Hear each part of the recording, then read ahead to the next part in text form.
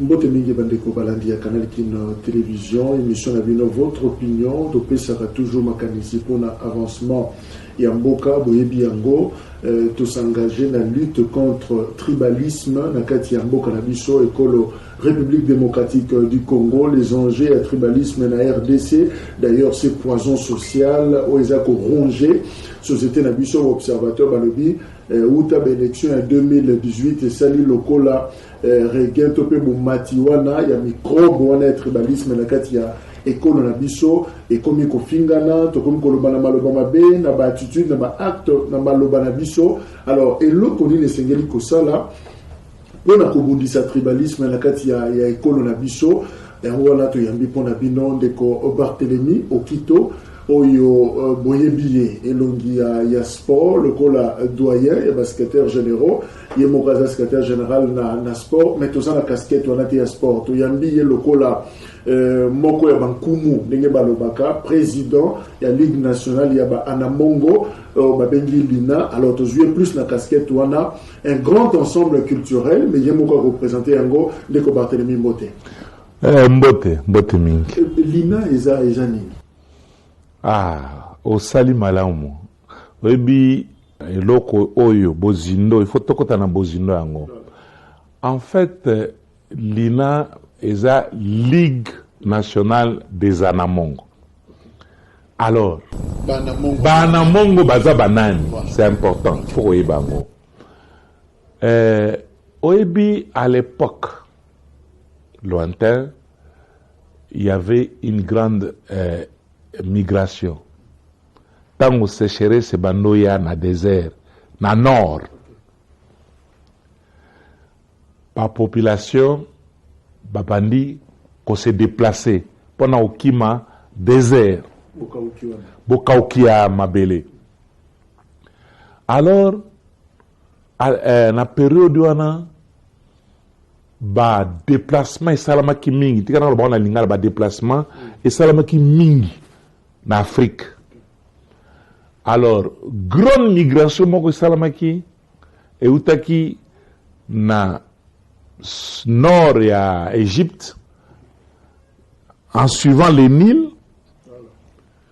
Groupe ya bateau bayaki wana moko na bango aina groupe wana aye alandi akititi na Nil ebale ya Nil akati ba fleuve ayo kuya na Niangara Faraj eza na ancien province orientale Faraj Niangara ayo kuya na fleuve ti aye groupe wana baye kovanda na espace oyo lelo ezali Chwapa na Équateur. Cet espace-là, alors, Mutuana, comment on a un mongo. Oya uti kuna nord azokita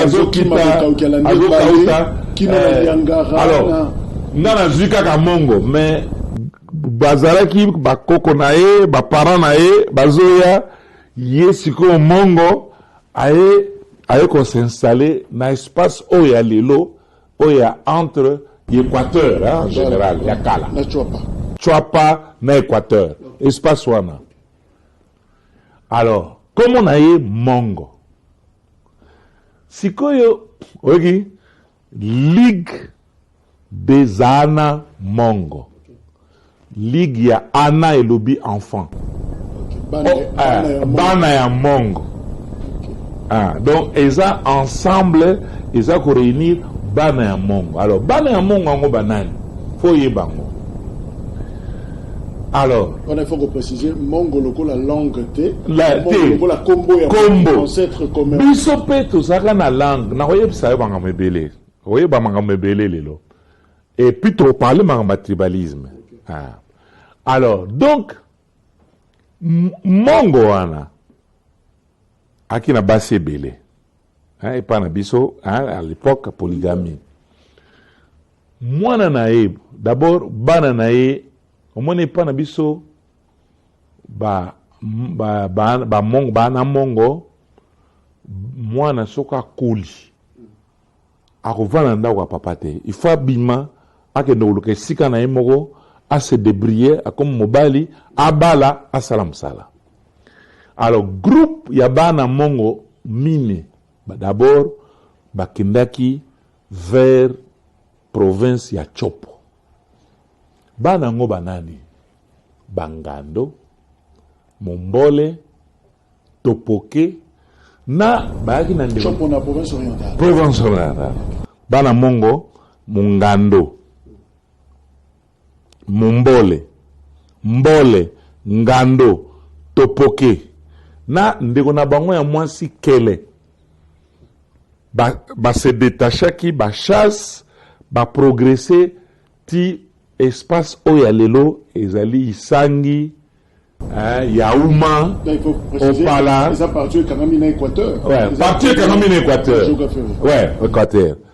Bana ya mongo donc lelo Bangando, Bambole, Topoke lokele aza mwana ya mwasi mobali na ye balobaka mbuza ou bien basoko soko kutana na balokele biso tobuzwaka bango mwana ya ndeko na biso ya mwasi yango tobenganaka banoko ozoyoka.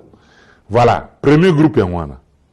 Donc les 4 fils ya mongo bake ko remplir espace wana Opala, Isangi, Yaouma, Nord-Est. voilà.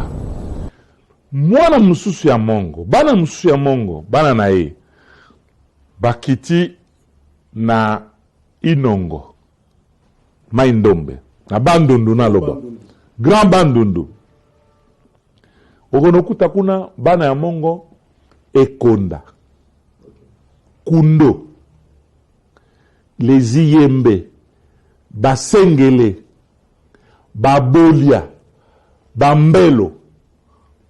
Bana wana bana ya mongo baza bana ana mongo do bana ya mongo la presque la partie sud. Ah voilà la sud oza mayelo zo salango.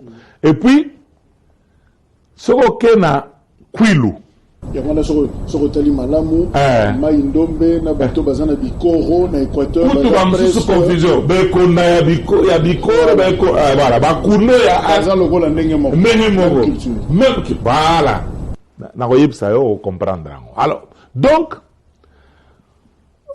na ngambo ya Kwilu toza kaka na groupe mibale Bangole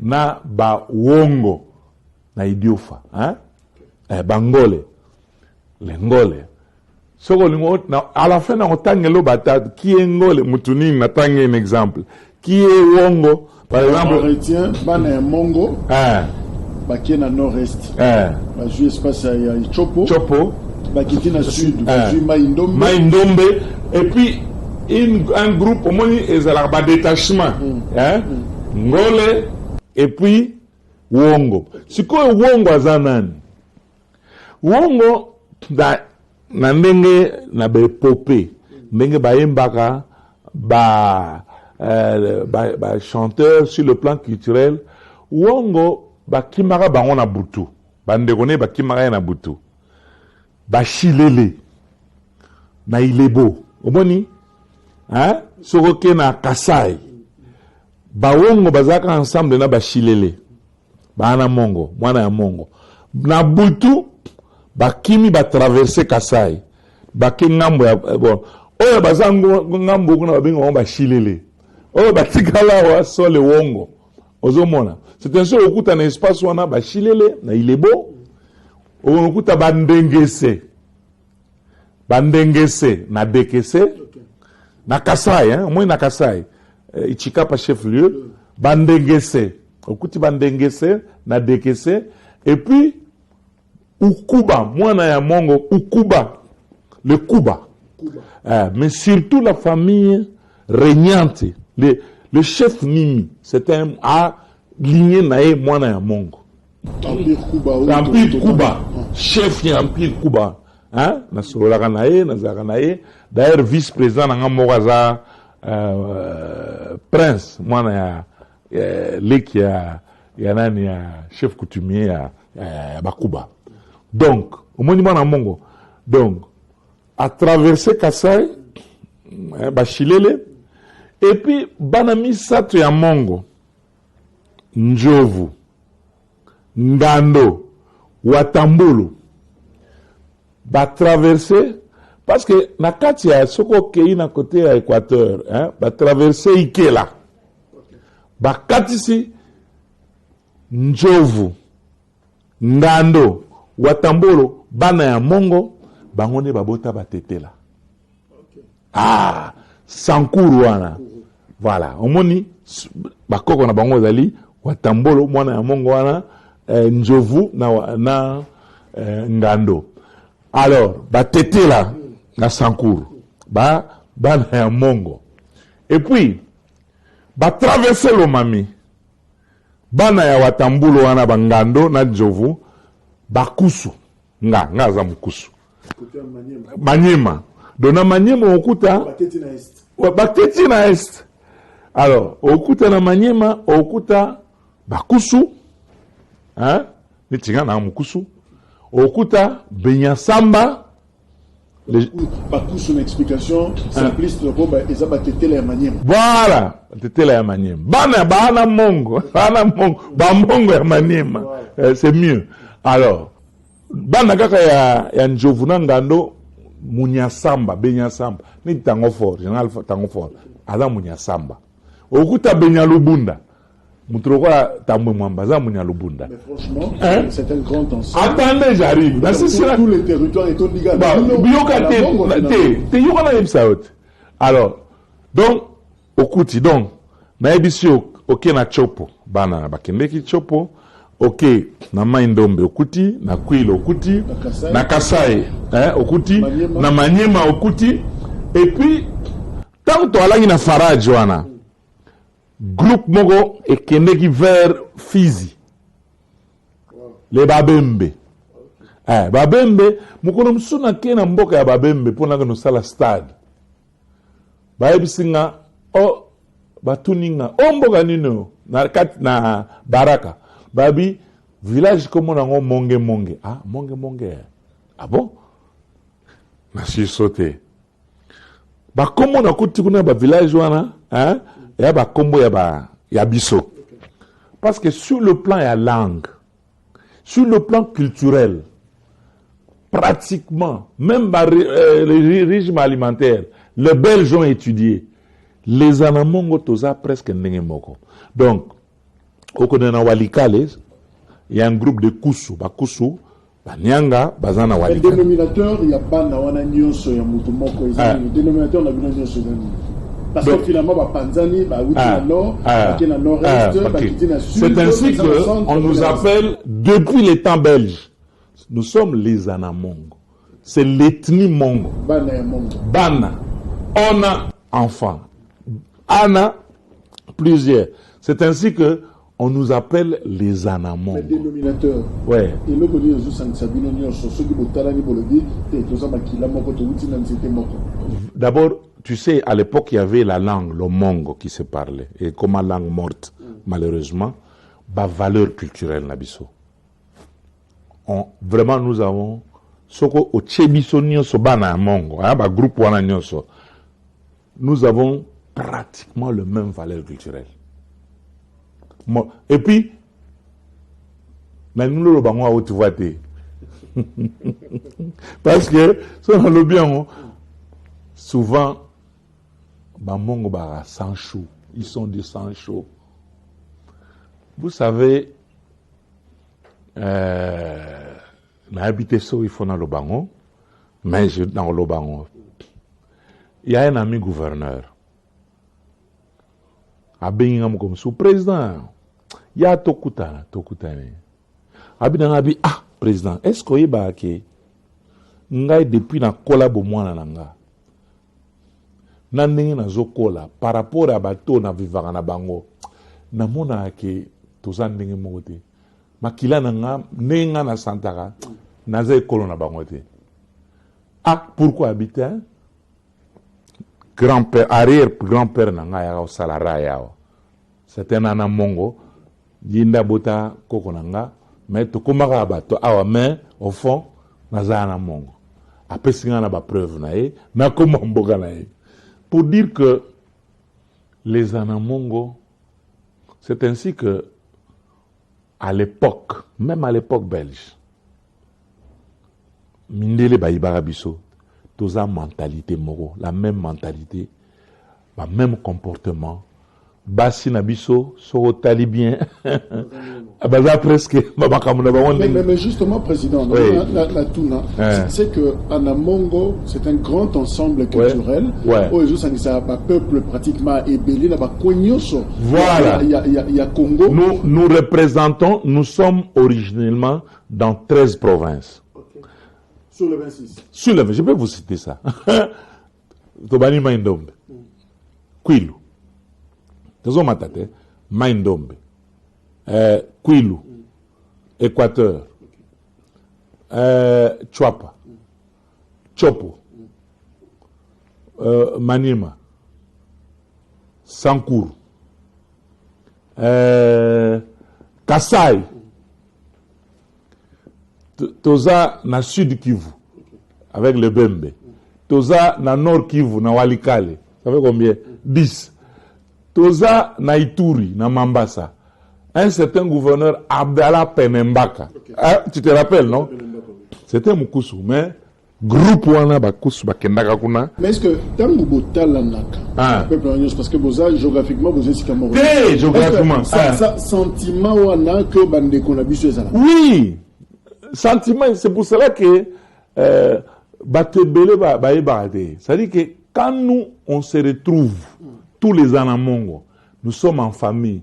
Par exemple, Nga, j'appartiens à une province, la province du Maniema. Okay.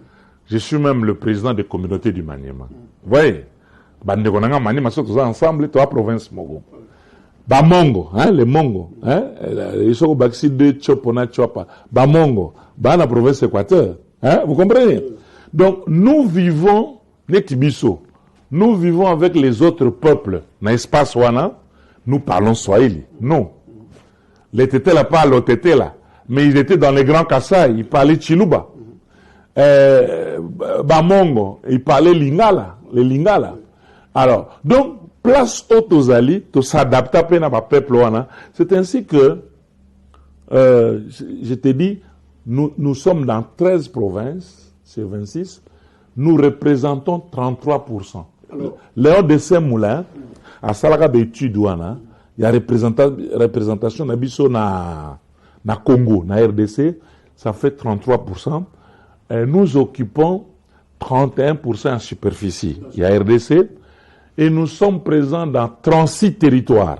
36 territoires de la République. Président, il y a Lina, il y a Anamongo. Oui. Est-ce que tu as fondé les colonisateurs, les Belges, qui ont cotisé le tribalisme dans le Congo? C'est vrai que M. Zaminique, mais ça devient intéressant. Il y a dit que le temps on va résumer les choses. Est-ce que tu as fondé les colons qui ont le problème, c'est quoi? Omoni, Ngai Nakitani Bomboko. Bomboko Mtagi, président. J'ai travaillé avec lui pendant 15 ans. Il m'a pratiquement préparé. Il m'a dit ceci. Omoni, je vous dis, je n'ai pas dit, il faut que j'ajoute. Quand vous allez à Brazzaville, il y a des Anamongo à Brazzaville. Les Mbosh, les Monsaka, les Makwa, ils ont traversé le fleuve. Ils ont traversé le fleuve. Du côté de l'Équateur. Na Gabon, na Gabon. Les Ahamba. Soke na Gabon, bazobengo Bahamba. Soke na Sankuru. Okuta Bahamba, na Sankuru. On risque même de dire qu'un Anamongo est transnational. Voilà. Donc, est-ce que ça va miner les Belges, les colons? Le grand problème que nous avons eu, ouais, le patriarche Bombogazo Psanga Lobi, vous savez, quand Mindele Bakutanga en 85, la conférence à Berlin, ils ont dépecé l'Afrique. Alors, quand ils ont dépecé l'Afrique, ils n'ont pas tenu compte de la réalité, il y a des mboka. Je vous dis, il y a des frontières artificielles de peuples. Par exemple, tu as un Écona en Équateur, tu as un Ekonda na Mama Indombe. Mais ce sont les Ekonda. Même peuple découpé. Le Wongo que j'ai dit, avec les Mouchilele. Bon, le Wongo se trouve au Kwilu, le Mouchilele se trouve au Kasaï. C'est ce découpage-là qui a fait que, divisa biso. Hein? Sokotali, hein? Par exemple, en dehors, il y a un grand groupe local Karun, les Rund. Vous trouvez les Rund en Angola. Oui. Donc, quand l'homme blanc est venu, ils ont dépecé sauvagement l'Afrique. Donc, vous voulez dire que l'unique cause ou la seule cause, il y a tribalisme, c'est découpage. On a pris ce exemple, il y a Bisobana Mongo. Parce que tribalisme est comme l'homme, c'est-à-dire que parce que tu appartiens à un groupe, tu tires un intérêt parce que tu appartiens à la tribu. C'est ça le tribalisme. Si vous regardez chez nous les Anamongo, je vous dis bêtement, regarde, nous représentons 33% de la population congolaise. Les Lomongo existent. Tout ça, mais parce qu'on n'a pas protégé la langue, hein, les linguistes se disent que c'est une langue morte. Les Luba représentent 16% de la population. Mais on parle les Luba. C'est une langue nationale. Tu comprends? Les Kikongo, ils représentent 10%, 8%. Nous parlons les Kikongo, tu vois? Mais nous sommes ensemble, les enfants des Mongo. Surtout métier ensemble. Donc, Lumumba, c'était Nana Mongo. C'est ça la vérité. Alors, la force, c'est Nana Mongo, na 60. Tosali congrès na Lodja. Na mars 60. Lumumba est à l'objet. Bon, nous sommes en famille. Ngaza politicien. Nazo senga soutien na bandeko nanga bo soutenir nga. Na ozala candidat. Bon, catholique créer. En fait MNC yakala et a produit ba catholique hein. Wow, na ngoko histoire te. Il nous a dit ça. Bref, Malula. Bref, to sali congrès na Lodja. To yena na juillet, to yena Bwende, hein, deuxième congrès évaluation. Lumumba a triomphé. Tu comprends? Tous les Anamongo et de la diaspora et Babisikano sur Naibisio va soutenir. Il va gagner 71 sièges. Bien sûr, il y avait 13 sièges, il y a Gizenga, en Akati, il faut être sincère. Bref, les Anamongo ont appuyé Lumumba. Lumumba a gagné. Beaucoup de gens peut-être ne le savent pas. Quand Lumumba a gagné les élections, tu as commis la majorité. Or, à l'époque, tu as 61 sièges, Bissonde Togotia, président de la République. Bissonde Togotia, c'est nous qui gagnons. C'est comme aujourd'hui le Parlement, et la FCC. Donc, à l'époque, c'est...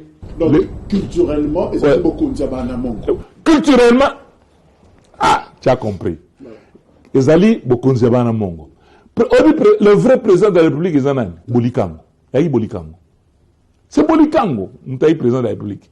Tout. Parce qu'il s'est mis au gagner. Non, mais je vais vous expliquer. Là-bas, quoi avec comme Kasoba qui a mis à côté.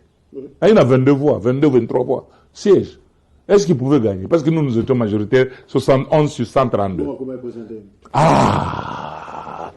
Pour te dire que les Mongos ne peuvent pas être tous tribalistes.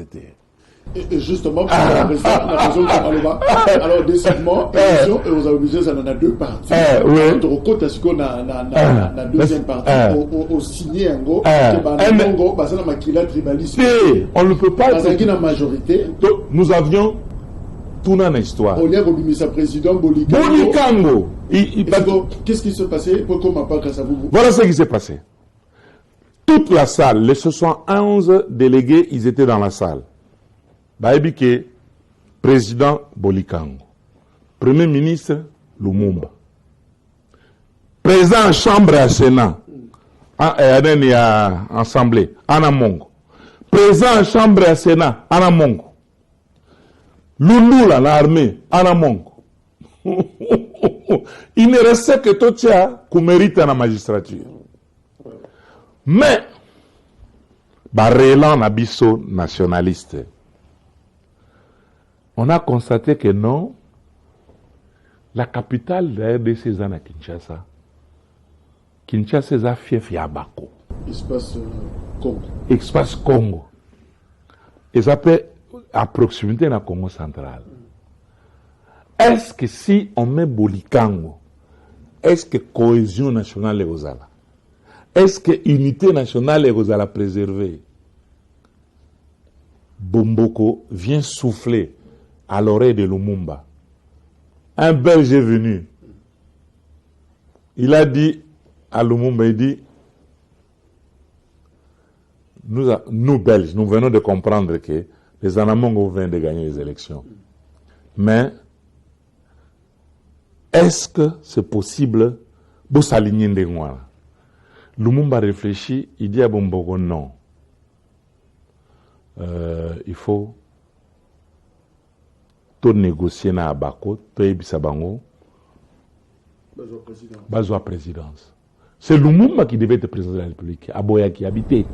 Moi, je vais être chef du gouvernement. Donc, Alina président de la République. Mais non, nous avons gardé ce le président. Il dit non. Bolikango. Bref, Lumumba côté dans la salle, a ébissi les 71 délégués. Malgré leur protestation à lobby, vous votez pour Kassavou. Dans la salle, les gens n'ont pas compris.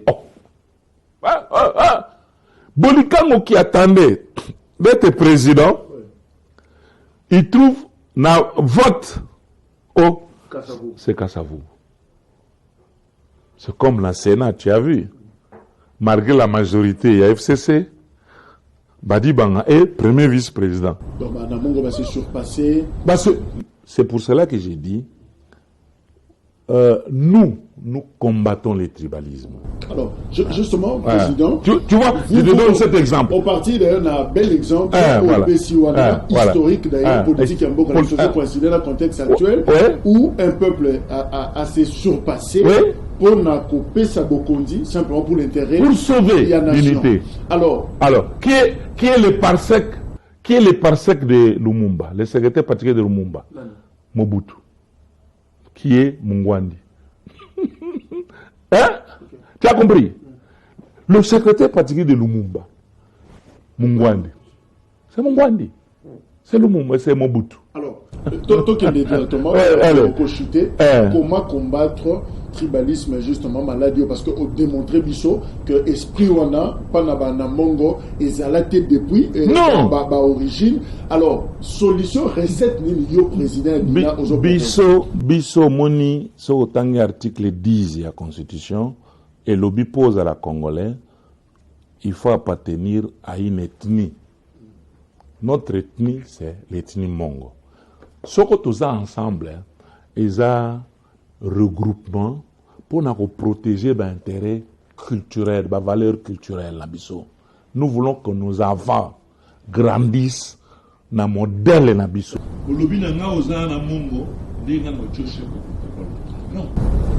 Il faut te combattre. Et le Rwanda est revenu dans notre nationalité. Parce que ça frustre. Hein? Et la rébellion, c'est ça. C'est quoi? Il faut éviter. La monogambo kanayo, tous à la moko, au Lomani. Tout quoi pas moja, voilà. Rappelez na sukisi, tout quoi pas moja, tous à la moko. Uchakuzi. Na résumé, on a pour tous à bandeko, Congo est bisonyoso. Tribalisme. Merci à Barthélemy Okito, Oyazali pratiquement doyen de l'administration, la Bisso, à la République démocratique du Congo.